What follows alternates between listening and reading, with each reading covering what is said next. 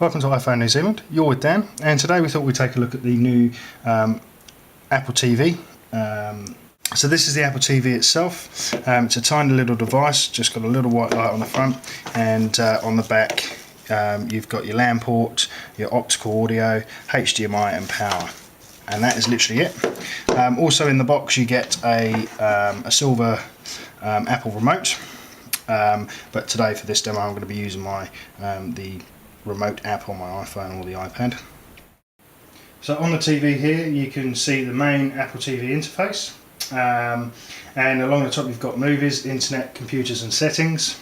Under movies you've got top movies, wish list, genres, search and in theatres. So the top three are for movies that are out on DVD, and search works for all of them, and in theatres is obviously just what's in the cinema.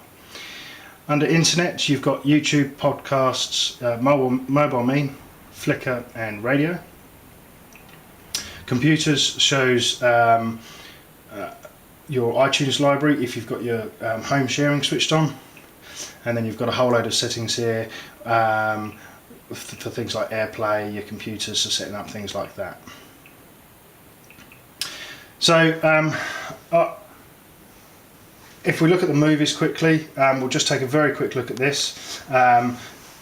You've got top movies here. So we go into here, and this is the grid that you get with all of your movies that are out on available on DVD, and then you can just scroll through, and these are all listed in order of genre, I suppose you'd call it. And then you can go through and you just scroll through and you select whichever movie you want to watch,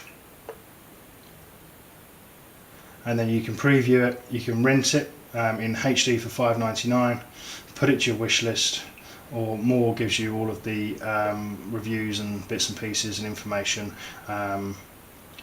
through there. And if we hit preview, it doesn't take too long at all to show you that preview. Just once, I'd like to make something really great. So just one. So that's the rentals.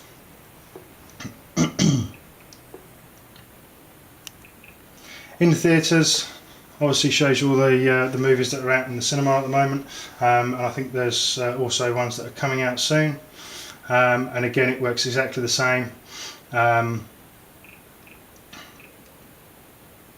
you can just go ahead and select which one you want to watch. Cars 2's coming out, and you can play it in HD.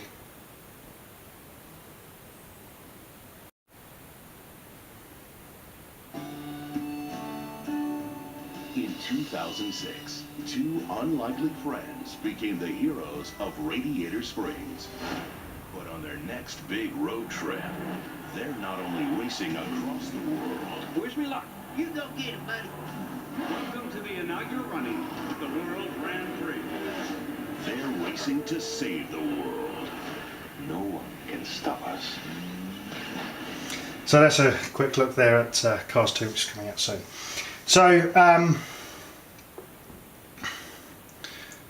you can see there the movie rentals and the previews for the theatres look great and work really well. Moving on, internet. I'm not going to go through all of these in great detail, but as I say, you've got YouTube. Now the only thing I found with YouTube is that you can't look at your own videos without searching for yourself, and so you can log into your account and you can view items that you subscribe to, or your favourites and things like that, but you can't go and watch all of your own movies under your own account, which is a bit of a shame without searching for it. Flickr is what it is. Gives you all your Flickr photos.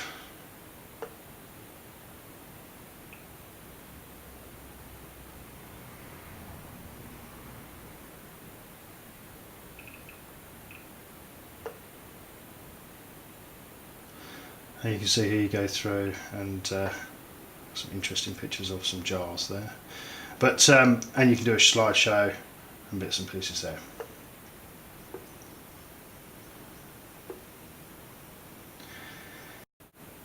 So on the computers you've got your library on your iTunes, as I say, and you go in and you can view movies, TV shows, podcasts. You can also listen to your music as well. So you can listen to it straight from here. You can search through. You can just simply shuffle all the songs, or you can go into your artists.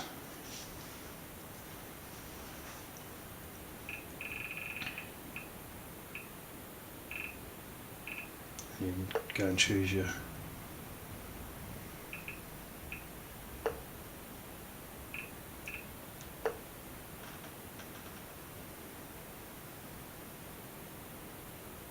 I'll start to play in just a moment.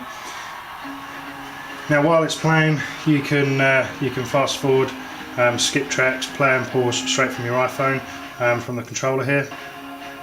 Everybody okay? Move to the next song, go back to the previous, and so on and so forth. So you can control everything from your iPhone. Now don't forget to press pause when you come out of this, because otherwise it will continue to play and you'll just constantly have the music playing, unless of course that's what you want. So that's a quick look at the actual Apple TV itself. Now we're going to have a look at some of the things for the iPad, the iPhone, and on your MacBook, or iTunes, I should say. So the big thing that came out today was 4.2.1 for the Apple TV, and obviously 4.2 for both the iPhone and the iPad. This has enabled AirPlay, AirPlay video for everybody. And if we look at iTunes here, we can see I've got a video ready to play, and I can just click on that and click play, and because I've previously played this video on the Apple TV, it will show the Apple TV here, and that will actually start playing up on the TV. So there's a bit of a delay, but it's not massive. It's just giving a bit of buffer. Obviously this is over a local network, so there's no issues with the streaming or anything like that. It just takes a minute for it to, or a few seconds I should say, really, for it to buffer.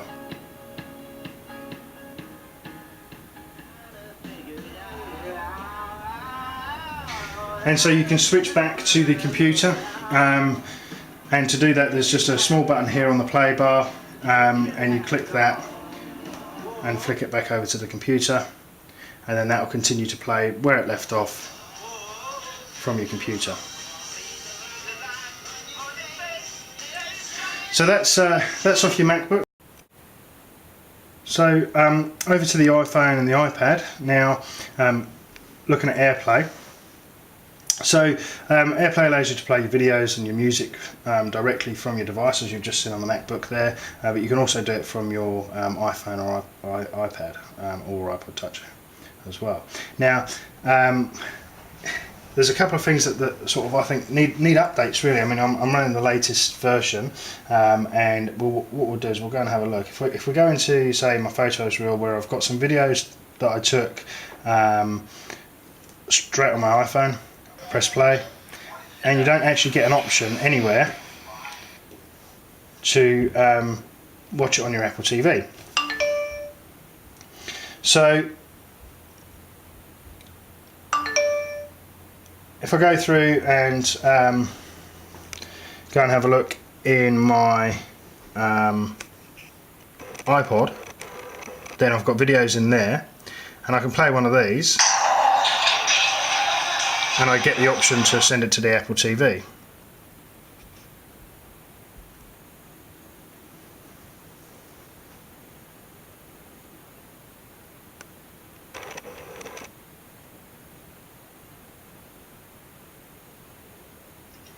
Just take that a minute to come through, because I've just scrubbed it back to the start.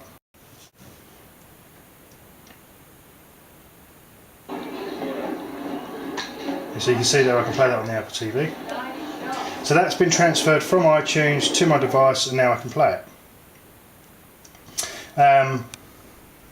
And same with music and bits and pieces like that, you can play those through your device as well.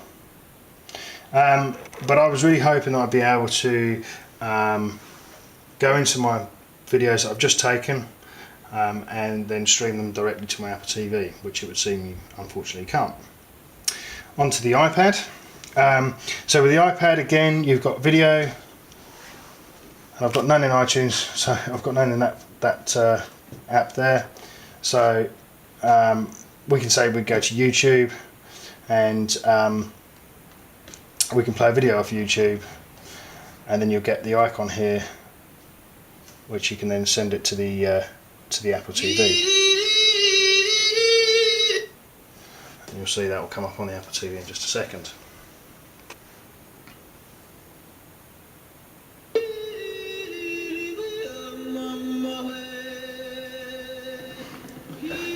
So that's it, playing a YouTube video, and that works pretty well.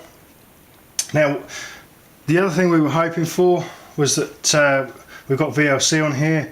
VLC plays AVI movies, which the native iPad videos app doesn't, and which you can transfer through to it in iTunes.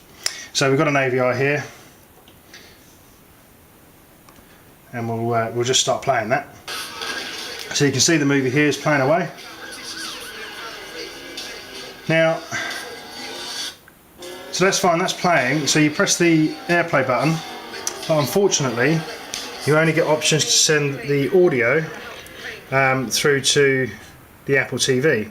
So you can see the video continues to play, the audio has disappeared,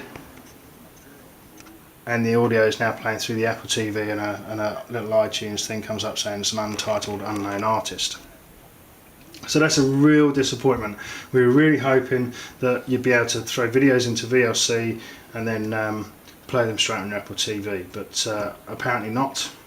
It's only for audio, so it's clear that it recognises whether or not it's the correct file type, whether it's an MP4 or an M4V, you know, the standards that Apple likes.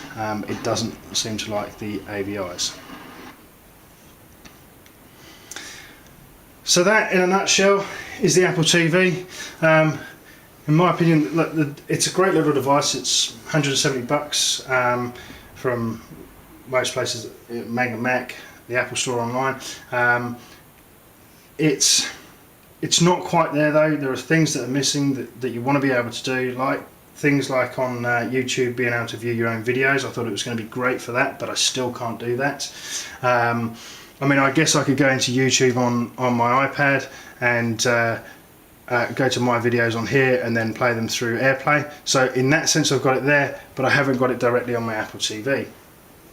The remotes for both the iPhone and the iPad are fantastic, and streaming from your say your MacBook to your Apple TV, or even from your iPad to an iPhone to your Apple TV is great, but it is lacking those things like streaming a video that you've just taken that you wanted to sit down and watch. There is a bit of lag with it getting itself sorted out. There are times when it works almost instantly, and then there's other times when you're sort of sat there waiting for a minute to watch it. For me, the Apple TV is fantastic for renting movies, seeing what's on in the theatres, and you know, watching a preview, and looking at my Flickr photos or my family's Flickr photos. It's fantastic for that, and the odd thing on YouTube. Now, I did have some issues with YouTube. Every now and then it wouldn't find the content. It would find something, you go to play it and it says this video cannot be played. Come back out, go in, and it would play it no problem. So again, there are issues. There are things that I think need to be added, but who knows what we'll get and what we'll see. I don't see us being able to play AVI videos anytime soon. But that's the Apple TV, available now for $170.